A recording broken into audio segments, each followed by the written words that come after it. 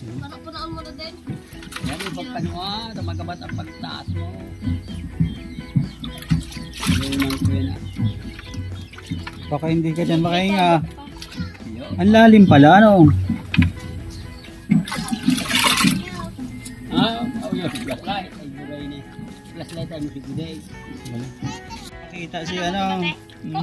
Dahil na. Oh. Tataas na yan. Ano po din? Ayan guys, day 7. Ayan, so good. At least ano, tuyo yung dumi ng baboy. So eto guys, Pigrolac. And eto, Team Bimig. Ayan. So ayun yung dumi. So goods pa rin, mga katropa. Ayan. Galing tayo sa trabaho. Anong pangalan mo? Darren. Ilan taon ka na, Darren? 4. Hala. Kakilala mo na yung baboy? Ano sabi sa'yo ng baboy? Tuman. Ha? Tuman nakalolo. Nandito pa sa ilalim si ano? Judel? Nandito pa si Judel? Oh, baka malaglag ka. Dito ka. Wag ka dyan, wag dyan. Baka tumumba yan. Dito ka, dito. Dito. Dito. Ayun, si Judel. Nakakahinga ka dyan, Judel? Oo. Ay. Ayun, tuyong-tuyo na kasi yung ano, yung so hinukaya ng konti. Ayun. Ito, tatlong pulver. May mga 10 feet, 12 feet, 16. Bumalik ka dyan kami yan. Ikaw, sino niya. Makalaw pa. Baka malaglag ka.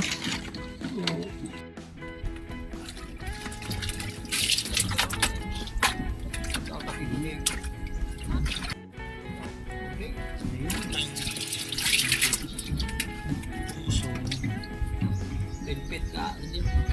Tilpit na. Mga 10 feet ka pala.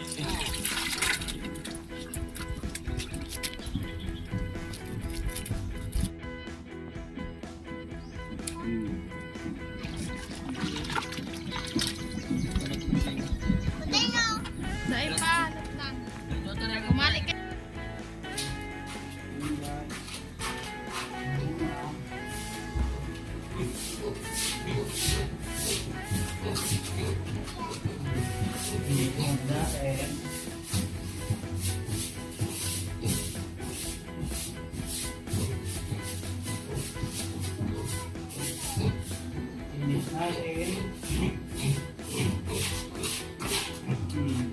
Ito pa.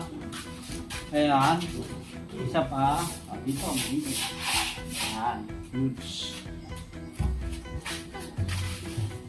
Ito na guys yung update natin dito sa dalawang baboy. So, ang nangyari guys is nilipat natin na itong dalawang baboy sa magkabilang pulungan. Kasi nga, laging magugulutin yung isa. So, yung Pigrolac dito na, tapos yung Bimig naman doon. Kalahating kilo ang maghapon, then ito naman sa kabila is 1/4 kilo mga katropa sa Bimig. So guys, ang team Pigrolac at yun naman ang team Bimig.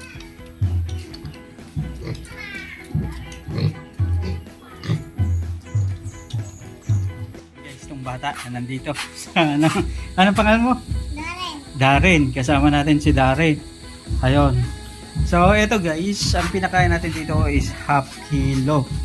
Ayan, sa maghapon. So, 1/4 kilo ngayong hapon. So, kung mapapansin nyo mga katropa, nilalagyan na natin ng tubig yung pakain. Kasi base na rin dun sa karanasan natin, mas gusto nila guys yung medyo tubig-tubig, masabaw-sabaw. Pero hindi punong-puno mga katropa ha. Yung tama lang na at least mabasa lang yung ibang part, ibang portion nitong ano. Kasi ang nangyayari niyan guys, kapag hindi nila naubos, yung nadudurog yung feeds mga katropa. Ito yung team Bimig na, team Pigrolac natin sa large white natin.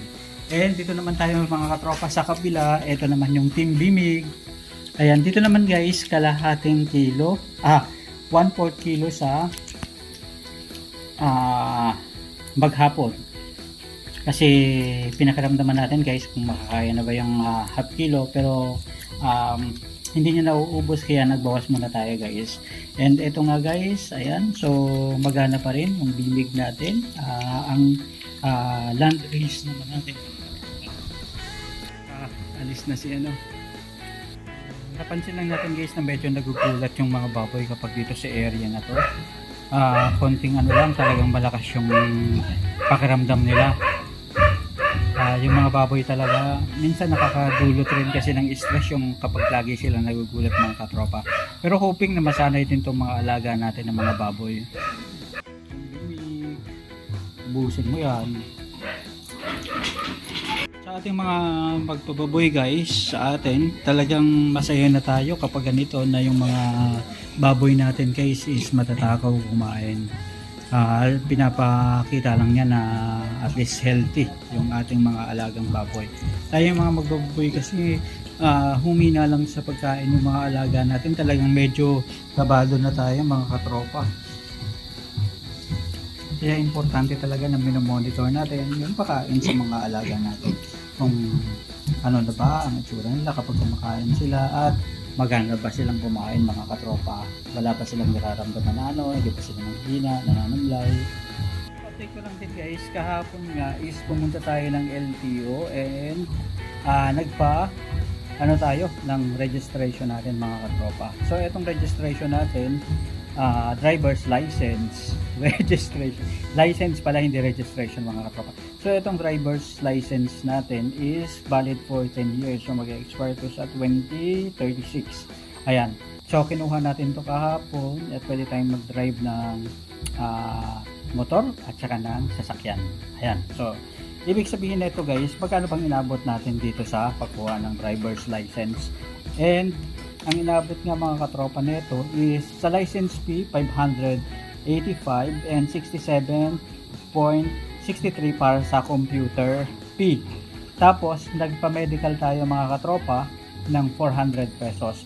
So 652.68 plus 400, 1,052.68 pesos. 63 pesos yung ginastos natin dito sa bagong driver's license natin mga katropa. So madali bang mag-process ng driver's license? Yes mga katropa. Una, yung dati yung email address na ginamit para sa LTO portal is ayan, kailangan lagi yung itago nyo lang para ano nyo yung password mga katropa. And syempre magkaroon din kayo guys ng passing certificate rate. Ayan, dun sa LTO portal naman, dun kayo mag-exam. Please pag-isipan yung mabuti kahit abutin kayo ng 30 minutes o isang oras, basta dahan-dahan lang sa pagsagot. So 25 items yung mga katropa, dapat at least maka 20 kayo para at least pumasa kayo. Ibig sabihin pagpunta nyo ng LTO para hindi na kayo dadaan sa mga kung ano-ano pa at masyadong mabilis yung process sa inyo, kailangan pagpunta nyo doon is meron na kayong printout na ganito mga katropa galing dyan sa website, sa portal ng LTO. Plus pagpunta nyo doon is magpa-medical na kaagad kayo mga katropa. So dalhin nyo yung dati yung driver's license kasi importante yung kukunin yun. And pagpa-medical na kayo, and dun sa pagpa-medical ng mga katropa magbabayad kayo ng 400 pesos. So nakalink na yung medical nila, diretso na sa portal din ng LTO, kaya mas mabilis na yung process. And after nyan mga katropa, pumasok kayo mismo sa office ng LTO pag nakuha nyo yung medical certificate, and diretso na kayo, pila na kayo mga katropa, sabihin nyo lang sa security guard na kung ano yung purpose nyo. So driver's license renewal para mas mabilis mga katropa. So yun, inabot tayo ng mga isang oras mahigit and nakuha rin natin kaagad mga katropa. So yun lang, ayun. Sa pagbubuyan kasi mga katropa, importante na rin talaga na meron tayong valid driver's license kasi gagamitin natin yan, hindi porke magbabubuy tayo pambukid na lang yung drama natin, hindi ganun mga katropa. Ayan, dapat ayan, may driver's license tayo para at least makatipid. Una, pagbili ng mga feeds para at least hindi na tayo mamamasahe kasi malaking chunk din sa transportation yan mga katropa. Ilang beses kang bibili ng sako ng feeds Okay, imagine merong 2 baboy, so ibig sabihin mga 8 hanggang 10 sako yung mabibili natin na feeds. Kaya importante na at least meron tayong motor o kaya sasakyan para at least mas magaan para sa atin. What more pa kung mas malaki yung mas marami yung mga alaga mo mga tropa. So ayun guys, may mga kalabaw din dun sa palayan. Ayan. So ang gandang tingnan dito guys kapag hapon at nakaka-refresh mga katropa. Natin yung update sa mga alagang baboy. Ito nga at pinipilit ubusin na itong Tigrolac. So mga katropa, ayan. So pinipilit niyang ubusin and doon naman sa kabila ganun din mga katrops. Dito sa Team Tigrolac natin 1/4 kilo ito ang pinipilit niyang ubusin and doon naman sa kabila mga katropa is kalahati ng 1/4 kilo. Ayan. So niready na rin natin mga katropa yung takalan para at least mas mabilis para sa atin na itansyahin. Ayun kasi mga magbaboy, gano'n na rin talaga para paraan na lang mga katropa. So ayan. Tingnan ko may lalabas na tubig dito sa poso. Ayun. So medyo yellowish pa. At ayun na nga mga katropa. So maya maya lilinaw na rin yan. Yung ginawa natin na improvise na takalan. So ito yung Coca-Cola. Sinukat natin to para sa 1/4 kilo mga katropa. Kasi nga ang pakain dito is dapat kalahating kilo for one day. So 2 ganito. So isa sa morning, isa sa hapon para sa Tigrolac. And kalahati neto ang bawat pakain naman para sa B-mix, which is half kilo everyday. 1/4 kilo everyday mga katropa. Okay. Ito yung nakuha ang buhangin. Kaya mo na? Oo, kapapun ng pag-ililid. Tapos yun yung panglap. Sumakto na. Ayan. Mga manok.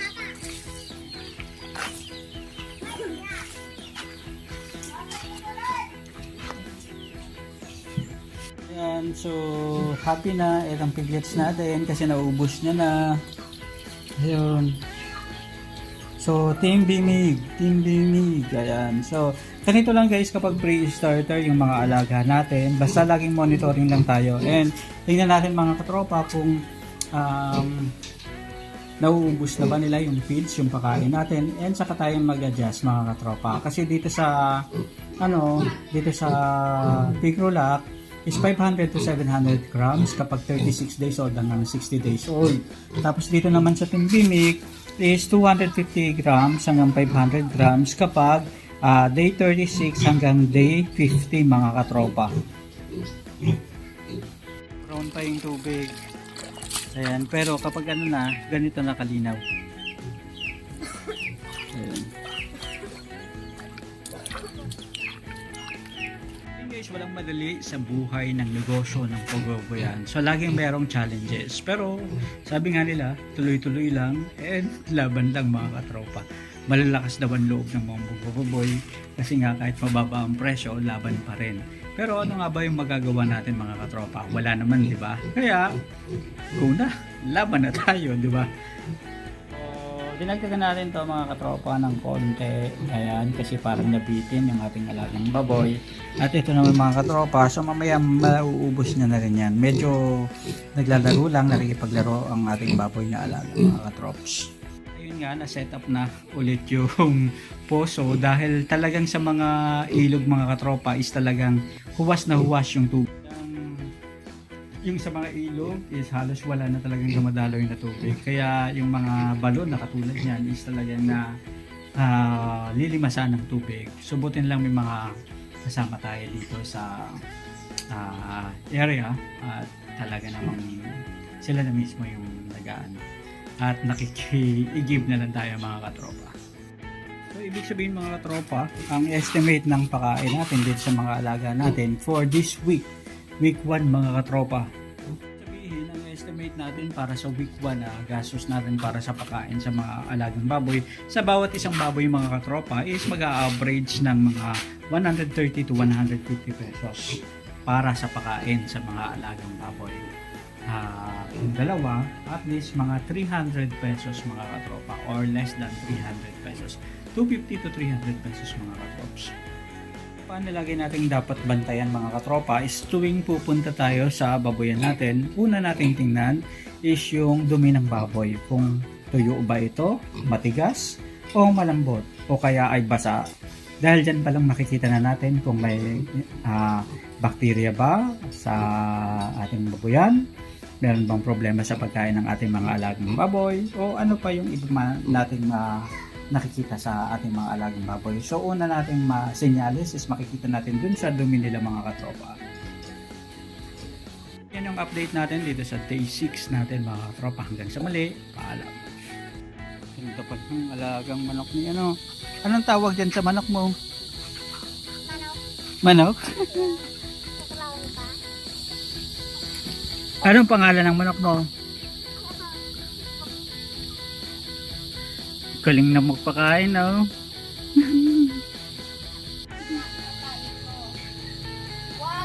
Pwede nang katayin yan.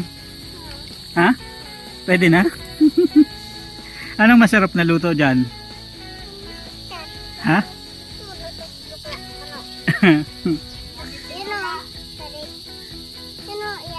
Ay, ang isa. Ayun. Ito, hindi pwede. Bakit? Alaga mo?